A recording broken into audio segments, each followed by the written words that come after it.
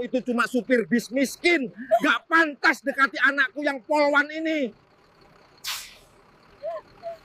Assalamualaikum warahmatullahi wabarakatuh. Bayangkan, seorang supir bis berdiri di terminal, dihina dan dipermalukan ayah kekasihnya. Karena dianggap tak pantas dan miskin, dia hanya diam dan menunduk. Tapi ternyata, sebelum kita mulai, kami doakan yang subscribe dan like supaya dilancarkan rezekinya dan dilunaskan hutangnya. Komen amin di bawah ya. Adi Prasetyo, 29 tahun, sopir bus antar kota jurusan Solo, Surabaya. Keringat menetes dari pelipisnya meski udara sore terasa dingin. Ia baru saja menurunkan penumpang terakhir, lalu menatap jam tangannya yang sudah mulai pudar warnanya. Jarum pendek menunjuk angka 4. Ia tahu, sebentar lagi, orang yang ditunggunya akan datang. Dan benar saja, dari kejauhan terlihat sosok wanita berseragam polisi dengan wajah teduh dan langkah anggun. Dila Kartika, 25 tahun, seorang polwan muda yang baru 2 tahun bertugas di Polres Wonogiri. Rambutnya dikuncir rapi, senyumnya muncul begitu melihat Adi berdiri menunggunya di sisi bus. "Maaf, aku terlambat, Di," ucap Dila sambil tersenyum kecil. Adi hanya menggeleng pelan. "Nggak apa-apa. Yang penting kamu datang." Hubungan mereka sudah berjalan hampir setahun. Tidak banyak yang tahu, karena Dila menyimpannya rapat dari keluarganya. Ayahnya, Kompol Rendra, seorang perwira polisi senior yang keras dan sangat menjaga martabat keluarga. Bagi Rendra, anaknya harus punya pasangan sepadan, bukan seorang sopir bus. Namun cinta Dila pada Adi tumbuh justru karena kesederhanaannya. Ia melihat ketulusan di mata Adi yang tak pernah memaksa, tak pernah mengeluh, meski hidupnya keras. Mereka sering bertemu diam-diam di terminal, sekadar berbincang sambil menikmati teh hangat di warung kecil. Sore itu, Dila tampak resah. Ia menggenggam tangan Adi dengan ragu. "Adi," ayah mulai curiga. "Beliau tahu aku sering ke terminal. Katanya aku harus jujur. Aku takut." Adi tersenyum tenang, meski matanya redup. "Kamu nggak perlu takut, Dil. Aku nggak akan bikin kamu malu. Tapi kalau nanti ayahmu tahu, aku akan tanggung jawab." Belum sempat Dila menjawab, suara sirene motor polisi mendekat. 2 motor besar berhenti di depan terminal, disusul 1 mobil sedan hitam dengan lampu strobo di atasnya. Semua mata di terminal sontak menoleh. Dari mobil itu keluar seorang pria berperawakan tegas, mengenakan seragam dinas lengkap dengan pangkat di pundaknya. Matanya tajam, dan tatapan itu langsung jatuh ke arah Adi dan Dila. "Dila!" Suara berat itu menggema, menusuk telinga siapapun yang mendengar. Wajah Dila langsung pucat. "Ayah!" bisiknya. Kompol Rendra berjalan cepat mendekat. Orang-orang mulai berbisik, sebagian menyingkir, sebagian lagi menonton. Adi mencoba menunduk sopan, tapi sebelum sempat bicara, tamparan keras mendarat di pipinya. "Pelaa!" Semua terdiam. Burung-burung yang bertengger di kabel pun serasa ikut berhenti berkicau. "Kamu tahu apa yang kamu lakukan? Hah?" bentak Kompol Rendra. "Kau pikir anakku bisa kau dekati, tukang setir? Apa kamu nggak tahu tempatmu di mana?" Adi menatap ke tanah, menahan sakit di pipinya. Dila menahan air mata. "Ayah, jangan di sini, tolong." Namun sang ayah tak peduli. "Kau ini polwan, Dila. Bukan anak terminal. Lihat dia. Bajunya lusuh, tangannya penuh oli, mukanya kumal. Inikah orang yang kamu banggakan?" Beberapa penumpang dan kru bus mulai menonton, beberapa bahkan berbisik. Ada yang kasihan, ada pula yang menertawakan pelan. Adi mengepalkan tangan, tapi ia tak melawan. Ia hanya berkata lirih, "Saya memang cuma sopir bus, Pak. Tapi saya nggak pernah bermaksud mempermainkan Dila. Saya tulus." "Tulus?"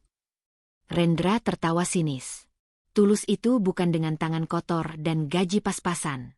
Tulus itu kalau kau bisa bikin dia hidup layak. Jangan mimpi bisa jadi bagian dari keluarga kami." Suasana terminal hening. Hanya angin sore yang mengibaskan debu di jalanan. Dila mencoba meraih tangan Adi, tapi sang ayah menariknya kasar. "Mulai hari ini, aku larang kamu bertemu dengan dia lagi. Kalau kamu masih nekat, Aku akan pastikan orang ini nggak bisa kerja dimanapun. Adi menatap Dila terakhir kali. Matanya penuh luka tapi tetap lembut. Kalau memang itu keinginan Bapak, saya nggak akan melawan. Tapi saya yakin, waktu akan nunjukin siapa saya sebenarnya. Rendra mendengus, lalu pergi bersama Dila yang hanya bisa menatap dari balik kaca mobil, menangis tanpa suara. Adi berdiri sendirian di terminal yang mulai sepi. Sisa sinar senja memantul di kaca busnya, seolah ikut menyaksikan luka yang tak terucap. Ia menatap langit, menarik napas panjang, lalu berbisik pada dirinya sendiri. Baiklah, kalau memang ini jalannya, aku akan buktikan. Tapi bukan dengan kemarahan. Ia berjalan pelan menuju kursinya di dalam bus. Di dashboard, sebuah foto kecil Dila terselip, satu-satunya yang ia simpan selama ini. Dan di balik wajah yang tertunduk, tersimpan sesuatu yang tak pernah diduga siapapun, rahasia besar yang akan mengubah segalanya. Hujan turun deras malam itu.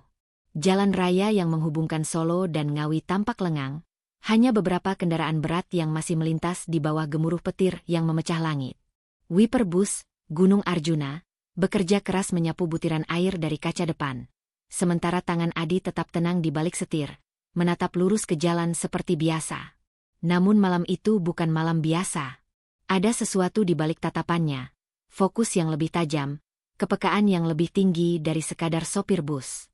Setiap kendaraan yang melintas, setiap sorot lampu dari kejauhan, semua diperhatikannya dengan seksama. Di kursi penumpang belakang, seorang pria bertubuh kekar mengenakan jaket kulit duduk dengan gelisah. Dari kantong jaketnya, sesekali terlihat kilatan logam, senjata api. Adi tahu betul siapa orang itu, meski pura-pura tak mengenalnya. Ia sudah mengamati sejak awal pria itu naik dari terminal kecil di Sragen. Adi melirik kaca spion, lalu menyalakan lampu kabin sebentar, memberi isyarat kepada kondektur untuk mendekat. Ton, penumpang di bangku nomor 18 itu bawa barang mencurigakan. Jangan panik, tapi awasi baik-baik, bisiknya pelan. Tony, kondektur muda yang polos dan tak tahu apa-apa, hanya mengangguk gugup. Loh, Mas Adi, maksudnya? Pokoknya nanti kalau aku bilang berhenti, kamu segera turun. Jangan tanya. Bus terus melaju menembus hujan, hingga tiba di kawasan hutan jati yang sepi. Lampu jalan jarang, udara dingin menusuk masuk lewat celah jendela. Saat itulah, pria di bangku belakang itu berdiri dan menuju ke depan, membawa tas hitam besar di tangannya. Adi bersiap. Tangannya tetap disetir, tapi matanya waspada. Berhenti, Bang. Saya mau turun di sini, ujar si pria dengan suara datar. Adi melirik sekilas keluar. Daerah itu sunyi total. Tidak ada rumah, tidak ada kendaraan lain. Maaf, Mas. Di sini nggak ada pos pemberhentian. Nanti di perbatasan aja ya. Belum sempat Adi melanjutkan, pistol sudah menempel di sisi kepalanya. Berhenti sekarang, bentak si pria. Tony menjerit kecil, penumpang lain panik. Adi tetap tenang. Perlahan ia mengangkat satu tangan, sementara tangan satunya tetap disetir. Dalam hati, ia menghitung detik. 3, 2, 1. Tiba-tiba dari sisi jalan, dua mobil hitam melesat cepat memotong jalur bus. Sirene pendek berbunyi, tiit. Disusul suara pengereman keras. Dari arah belakang, mobil lain juga datang dan menutup jalan. Dalam sekejap, puluhan lampu senter menyala dari segala arah. Suara tegas menggema melalui pengeras suara. Polisi, turunkan senjatamu. Kami sudah mengepung. Si pria bersenjata panik. Ia menoleh ke kiri dan kanan, tapi Adi dengan cepat memutar tubuhnya dan menahan tangannya, menjatuhkan pistol itu ke lantai bus. Dalam satu gerakan cepat dan terlatih, ia menekuk lengan pelaku dan mendorongnya ke bawah hingga pria itu berteriak kesakitan. Tony melongo. Penumpang-penumpang yang ketakutan kini menatap Adi dengan mata terbelalak. Mas Adi. Kok bisa? Adi hanya berkata tenang. Diam di tempat, jangan panik. Pintu bus terbuka, beberapa anggota kepolisian berpakaian preman masuk, langsung memborgol pelaku yang ternyata merupakan kurir narkoba buronan antar provinsi. Di tengah kekacauan itu, seorang pria berpakaian sipil namun jelas berwibawa masuk dan menepuk bahu Adi. Kerja bagus, Komandan. Misi penyamaranmu selesai, ucapnya pelan. Seluruh isi bus terdiam. Tony bahkan menjatuhkan peluit dari mulutnya. Komandan, ulangnya terbata. Adi menatapnya dan tersenyum tipis. Ia membuka jaket biru kusamnya, memperlihatkan kartu identitas kecil di saku dalam seragam sopirnya. AKP Adi Prasetyo, Direktorat Intelkam. Selama ini kamu, polisi, Mas? Tanya Tony dengan wajah pucat. Ya. Dan misi ini sudah berjalan 6 bulan. Jawabnya singkat. Polisi lain membawa pelaku keluar. Sementara petugas lain menyisir tas hitam yang berisi beberapa kilogram narkoba jenis sabu dan uang tunai dalam jumlah besar. Semua penumpang akhirnya dibawa ke pos polisi terdekat untuk dimintai keterangan. Sementara itu, di luar bus, hujan mulai reda. Adi berdiri di bawah sirene lampu mobil yang masih berputar. Seorang perwira senior menghampirinya. AKBP Wibowo, atasannya langsung. Kau baik-baik saja, Di? Adi mengangguk. Saya baik, Pak. Tapi saya rasa, masalah pribadi saya justru akan lebih sulit dari ini. Wibowo menatapnya penuh arti. Kau bicara tentang anak Kompol Rendra? Adi tersenyum getir. Ya, saya nggak peduli kalau dia nggak tahu siapa saya sebenarnya. Tapi saya nggak akan biarkan keluarganya terus menganggap saya hina. Wibowo menepuk bahunya. Jangan buru-buru, Adi. Kebenaran akan menemukan jalannya sendiri. Dan kadang, pembalasan terbaik bukan dengan marah, tapi dengan diam. Adi mengangguk. Ia menatap ke arah langit yang perlahan cerah, lalu menatap bus tuanya. Bus itu mungkin tampak biasa, tapi di baliknya tersimpan kisah besar. Kisah pengorbanan, cinta, dan rahasia yang belum sepenuhnya terungkap. Malam itu, nama Adi sang sopir bus mulai tersebar luas di media. Tapi yang belum diketahui siapapun adalah, dalam waktu singkat, hidupnya akan bersinggungan kembali dengan orang yang dulu menghina dan menamparnya di depan banyak orang. Dan kali ini, posisi mereka akan terbalik sepenuhnya. Pagi itu, udara Jakarta terasa berat oleh kabut polusi dan sirene mobil patroli yang bersahut-sahutan di kejauhan. Di gedung tinggi milik Direktorat Narkoba Polda Metro, ruang rapat utama dipenuhi oleh perwira kepolisian dari berbagai daerah. Di tengah ruangan itu, berdiri tegak seorang pria berwajah tegas dan tatapannya tajam. AKP Adi Prasetyo, pria yang dulu semua orang kenal hanya sebagai sopir bus antar kota. Suasana hening saat Brigjen Taufik, Direktur Operasional, membuka rapat. Operasi Langit Timur akan menjadi salah satu misi terbesar tahun ini.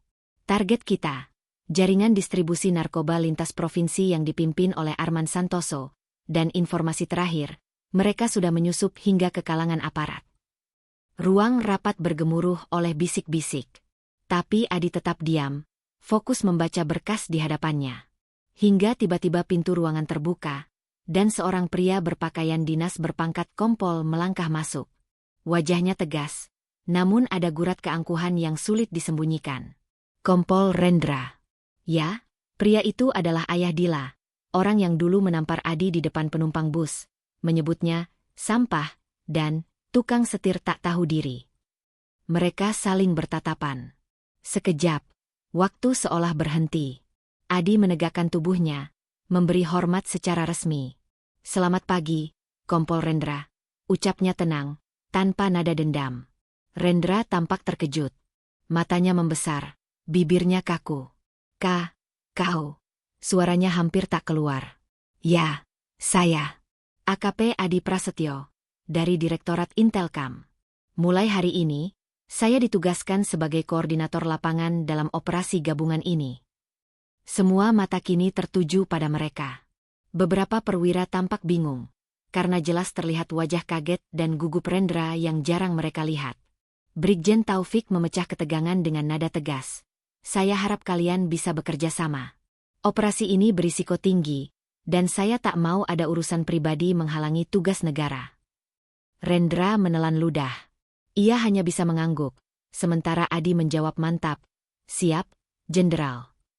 Malam itu, briefing akhir sebelum operasi besar dilakukan. Semua anggota bersiap, termasuk Dila dan Rendra. Tapi ada sesuatu yang tidak diketahui siapapun. Jaringan kriminal yang mereka buru sudah mengetahui adanya penyusupan dan menyiapkan jebakan mematikan. Dan dalam waktu kurang dari 24 jam, Adi akan kembali dihadapkan pada ujian terbesar dalam hidupnya. Bukan soal misi, tapi tentang pilihan antara cinta dan nyawa. Malam itu langit Jakarta tampak muram, seolah tahu akan ada darah yang tumpah. Angin berembus dingin di antara gedung-gedung yang menjulang, membawa aroma hujan dan ketegangan yang sulit dijelaskan. Jam menunjukkan pukul 23.47 ketika Adi duduk di dalam mobil hitam tanpa plat resmi, memandangi peta digital di layar tablet kecil di pangkuannya. Matanya tajam, tapi dalam tatapan itu ada sesuatu yang belum pernah Dila lihat sebelumnya. Semacam keheningan yang menakutkan, seperti seseorang yang sudah siap kehilangan segalanya. Target bergerak. 3 mobil menuju gudang pelabuhan. Suara dari headset terdengar berat, milik Kompol Rendra. Adi menekan tombol kecil di kemudi. Salinan visual diterima. Tim 2 siap di posisi barat. Baik. Jangan lakukan kontak sebelum aku beri aba-aba, jawab Rendra tegas. Dila, yang berada di kursi penumpang, menggenggam erat tali tasnya. Ia masih belum mengerti mengapa Adi, yang selama ini dikenal sebagai sopir taksi sederhana, kini mengenakan rompi taktis dan membawa pistol di pinggang. Beberapa hari terakhir semuanya terasa seperti mimpi yang aneh. Sejak ia mengetahui bahwa Adi adalah bagian dari satuan intelijen rahasia, dunia seolah berputar terlalu cepat. Adi, kamu yakin harus turun tangan sendiri? Tanya Dila pelan, matanya memohon jawaban. Adi menoleh sejenak. Ini bukan cuma tugas, Dila. Ini soal kebenaran. Orang yang menabrak ayahmu dulu, mereka terlibat dalam jaringan ini. Dila terkejut. Apa? Kamu tahu siapa pelakunya? Adi menatap lurus ke depan. Malam ini, semuanya akan terjawab. Di pelabuhan tua, lampu-lampu sodium kuning berkelap-kelip di antara kabut tebal. Suara ombak menghantam dermaga, bercampur dengan deru mesin kapal yang menunggu muatan. Di balik tumpukan kontainer, belasan pria bersenjata bergerak cepat. Mereka bukan pelaut, tapi pengawal dari sindikat yang selama ini menjadi buruan. Adi turun dari mobil, menyusuri jalan licin yang dipenuhi genangan air. Ia menempelkan jari di alat komunikasi kecil di telinganya. Tim 3, posisi. Siap di sisi timur. Pelaku utama dipastikan di lokasi, sahut suara lain. Baik. Operasi dimulai dalam hitungan 3, 2, 1. Namun sebelum kata eksekusi keluar dari mulut Adi, suara ledakan keras mengguncang udara. Api membumbung tinggi dari salah satu kapal di ujung pelabuhan. Semua orang spontan panik. Suara tembakan pertama terdengar, menembus keheningan malam. Serangan balik. Mereka tahu kita datang, teriak salah satu anggota tim lewat radio. Adi berlari ke arah gudang, peluru beterbangan di sekelilingnya. Ia berguling di balik mobil truk, menarik pistol dari pinggangnya, dan membalas tembakan dengan akurat. Setiap gerakannya menunjukkan latihan militer yang sempurna, bukan gaya seorang sopir, tapi prajurit berpengalaman. Dari arah lain, Kompol Rendra muncul dengan tim Brimob bersenjata lengkap. Wajahnya serius, penuh debu dan keringat. Adi, mundur. Mereka punya senjata berat. Adi menggeleng. Tidak bisa. Pemimpin mereka masih di dalam. Mereka saling bertatapan, tatapan dua pria yang tahu bahwa malam ini, salah satu mungkin tidak akan kembali hidup. Tanpa kata, keduanya bergerak masuk ke gudang utama. Di dalam, lampu gantung berkedip lemah. Suara langkah kaki bergema di antara peti-peti kayu besar. Bau bensin dan darah bercampur di udara. Adi mengintip dari balik pilar, melihat seorang pria berjas hitam memegang koper logam. Wajah itu tak asing. Direktur perusahaan transportasi tempat Dila bekerja. Dia, gumam Dila, yang baru saja mengikuti mereka diam-diam. Adi mengangkat tangan, memberi isyarat agar Dila diam. Tapi terlalu terlambat. Suara derit besi dari pintu membuat kepala semua orang menoleh. Tembak mereka, teriak pria berjas itu. Peluru berdesingan lagi. Rendra menubruk Dila, melindunginya dengan tubuhnya. Adi melompat ke depan, melepaskan tembakan cepat ke arah lawan. Satu demi satu jatuh. Namun peluru terakhir justru mengenai bahunya. Darah mengucur, Tapi Adi tetap berdiri, menggertakkan giginya menahan sakit. Dalam kekacauan itu, koper logam terbuka, berisi dokumen rahasia dan uang miliaran rupiah hasil suap. Adi berlutut, menatap isinya. Jadi ini, bukti yang selama ini mereka sembunyikan. Dan ayah Dila dibunuh karena menolak menandatangani proyek ini, tambah Rendra, wajahnya muram. Tiba-tiba, pria berjas itu menarik senjata dari balik mantel dan mengarahkannya ke Dila. Kalau kau tembak, semua data ini akan tersebar ke publik, kata Adi dingin sambil menodongkan pistolnya kembali.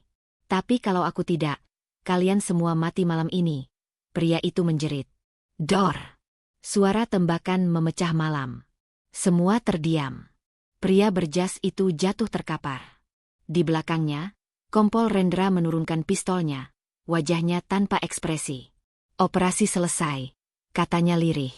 Tapi dalam suaranya ada getir yang sulit disembunyikan. Beberapa menit kemudian, sirene polisi dan ambulans berdatangan. Lampu merah biru menari di dinding gudang yang kini penuh asap.